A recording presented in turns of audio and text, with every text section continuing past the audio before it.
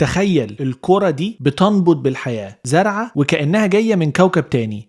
الزرعة دي هي اليوفوربيا أوبيسا. النبتة دي أو الزرعة دي شكلها روعة، لكن ورا الشكل الجميل ده قصة صراع من أجل البقاء. خليكم معانا واسمعوا القصة للآخر. اليوفوربيا أوبيسا والمعروفة بلقب البيسبول بلانت بتنتمي لعائلة اليوفوربيا. اكتشفت لأول مرة في جنوب أفريقيا، بما إن هي نوع من أنواع الصبار اتكيفت بشكل ممتاز جدا مع الطبيعة الصحراوية القاسية اللي موجودة هناك، وزي أي صبار كانت بتتحمل ظروف قاسية جدا. لكن إيه الخطر اللي بتواجهه؟ للأسف أكبر خطر بتواجهه الزرعة دي هو الصيد الجائر. كتير جدا من الناس بيجيبوا الزرعة دي أو الصبار ده للاحتفاظ بيه في البيت أو لبيعه. للأسف على مدى السنين من الصيد الجائر ده تم تهريب اليوفوربيا أوبيسا لأسواق نباتات الزينة حوالين العالم، وده كان السبب إن عددها قلت بشكل مرعب. ولما عددها قل بالشكل ده كتير جدا من العلماء بدأوا يدوروا عليها ويدوروا على طرق لإنقاذها. للأسف الزرعة دي تقريبا انقرضت من الطبيعة، من الوايلد، لكن موجودة في كل محلات الزينة والمحلات اللي بتبيع الصبارات. في جهود كبيرة جدا من العلماء للحفاظ على الكنز الطبيعي ده من الصبارات وإعادته للبرية. الغريب والمذهل في الزرعة دي من الصبارات إن هي مش بتطلع أي فروع، بالعكس بنفس الشكل ده ومش بتطلع أي فروع، وده بيديها شكل فريد جدا. التلقيح بالنسبة للصبار ده بيحصل ما بين نباتين، نبات ذكر ونبات أنثى.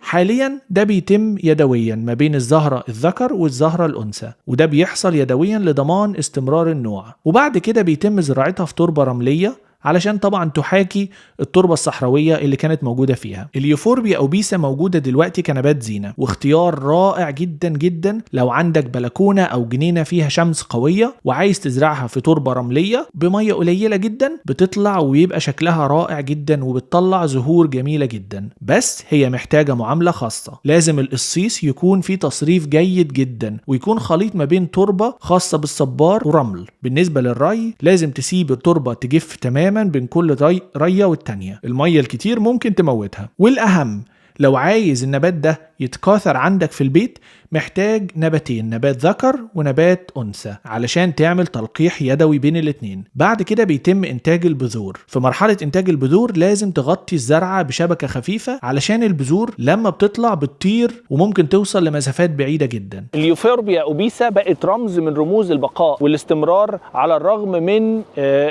الصعوبات اللي هي بتواجهها. وحاجة تانية اكتشفوها عن اليوفوربيا أوبيسا إن هي تقدر تحتوي أو تحتفظ بالمية لمدة شهرين بدون أي ري، ودي حاجة رائعة جدا في نبات زي ده إن هو يتحمل صعوبة الصحراء لمدة طويلة بالشكل ده. وحاجة فان فاكت هو ان النبات ده اسمه بيسبول بلانت او بيسبول كاكتس، وده لانه شكله شبه كرة البيسبول، ودي حاجة لطيفة خالص. رغم كل التحديات اليوفوربيا أوبيسا بتستمر في الإبهار، وده بفضل جهود الحفاظ عليها في جنوب أفريقيا وحول العالم. لو بتحب الصبارات اليوفوربيا أوبيسا ممكن تكون صبار رائع جدا. ودلوقتي انت عرفت قصتها وعرفت قد ايه هي مهددة بخطر الانقراض، وتقريبا انقرضت من البرية. فبان انت تحتفظ بيها ده معناه ان انت بتساهم في ان الزرعة دي تفضل موجودة. اتمنى تكونوا استمتعتوا بالقصة دي واستمتعتوا بالحلقة دي من أغرب وأندر النباتات الموجودة في العالم مع كايرو جاردن. ما تنساش تشترك في القناة علشان يوصلك كل الحلقات الجديدة، وتابعنا على كل منصات السوشيال ميديا على كايرو جاردن. شكرا، واشوفكم في الحلقة الجاية من كايرو جاردن. مع السلامة.